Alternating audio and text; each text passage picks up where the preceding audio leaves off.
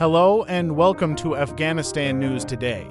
Today is Saturday, the 21st of December 2024. Headlines of the news.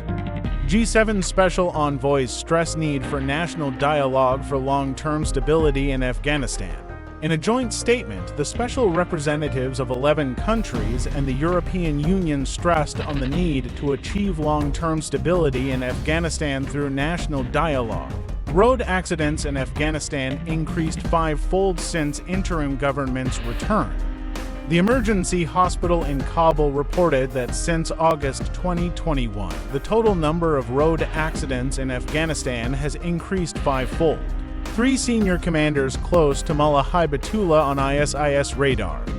After the assassination of interim government leader Khalil Haqqani, Abdul Ahad Talib, commander of his special forces, Mullah Shirin, the governor of Kandahar, and Yusuf Wafa, the governor of Balkh, have been asked to pay attention to their security. Interim government's gender harassment in Afghanistan is inhumane, says Richard Bennett.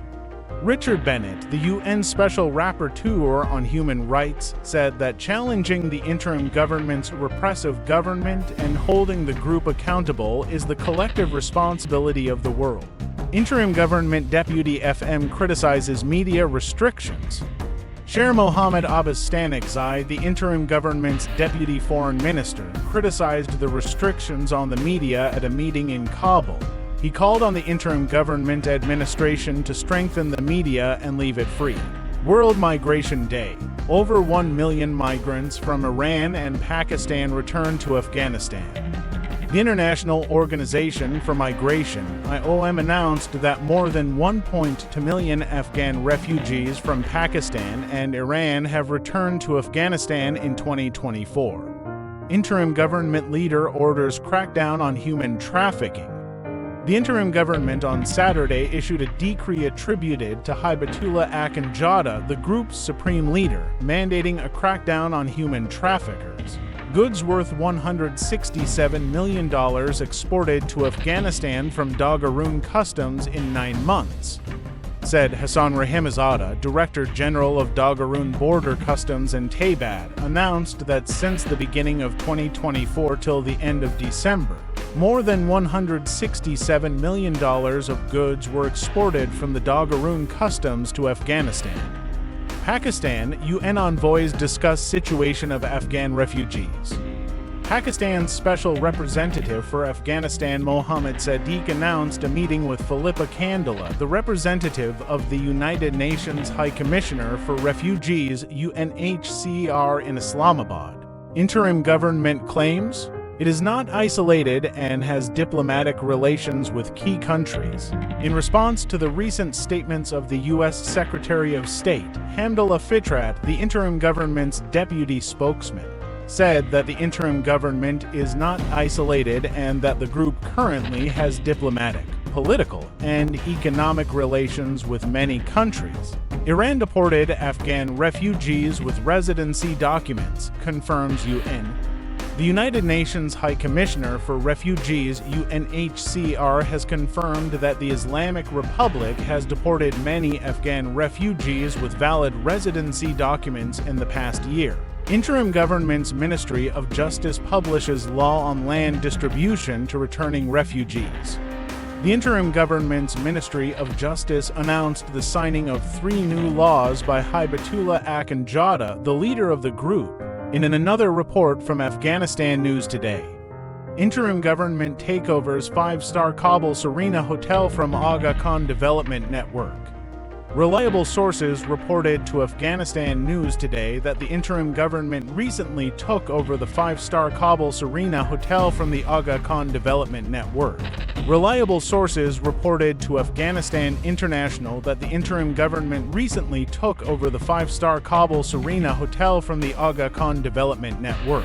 Renovated in 2002 by the Aga Khan Development Network, the hotel played an important role in attracting tourists and catering to foreign officials. The interim government took over the management of the Serena Hotel last week, contrary to a previous understanding between the Aga Khan Development Network and the Afghan government, sources said. The interim government has not yet commented on the matter. Afghanistan International asked Aga Khan Development Network officials about the current situation at the Serena Hotel, but they said that they did not want to comment on the matter at this time. After the interim government's arrival in Kabul, the Serena Hotel continued to welcome senior foreign officials and hosted figures such as Faiz Hamid, the head of Pakistan's Inter-Services Intelligence (EC), and William Burns, the head of the U.S. Central Intelligence Agency (CIA). Built in the center of Kabul and amidst beautiful gardens, this hotel is known as one of the outstanding reconstruction projects in Afghanistan. The Aga Khan Development Network has announced the construction cost of the hotel at $25 million. For interim government members killed in front of Bagram Airfield, claims Afghanistan Freedom Front. The Afghanistan Freedom Front AFF claimed that for interim government members, including a commander, had been killed in an attack by the group's forces in front of the entrance to the Bagram Airfield on Thursday evening. According to the front, in another attack by its forces in Jabal al-Sarai district, two interim government members were wounded. The front also released a video of its forces attacking the entrance to the Bagram airfield. According to the front, interim government commander Mullah Maling Helmandi was among the 4 people killed in the attack on Thursday evening.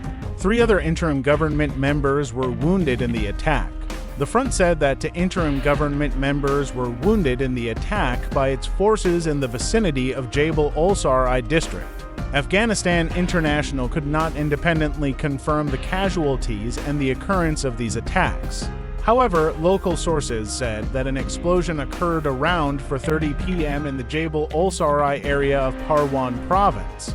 In a new report, Iran approves new regulation banning Afghans from some provinces. The head of Iran's Center for Migrant Affairs announced that according to a new regulation, the movement, accommodation, and employment of immigrants have been banned in some areas. The head of Iran's Center for Migrant Affairs announced that according to a new regulation, the movement, accommodation, and employment of immigrants have been banned in some areas. Nader Yoramadi mentioned East and West Azerbaijan, Zanjan, Sistan and Baluchistan and Mazandaran as no-go zones for immigrants. Nader Yoramadi, head of the Center for Migrant Affairs and an advisor to the Ministry of Interior of the Islamic Republic of Iran, said that in areas prohibited for immigrants, foreign citizens can only be present for tourism and investment purposes with a suitable visa.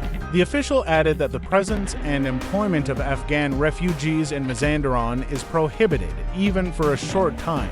He acknowledged that Afghan immigrants can only visit the province with tourist visas. Nader Yoramadi also warned that some employers in Mazandaran have illegally hired Afghan migrants, which could pose security risks.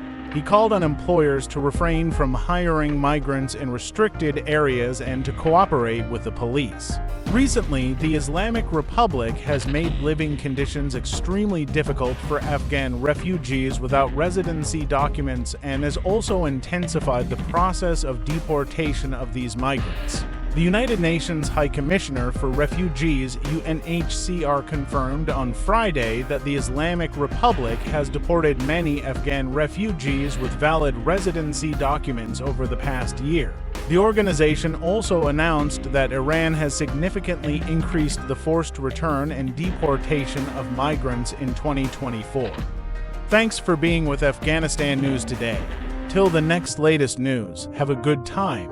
Goodbye.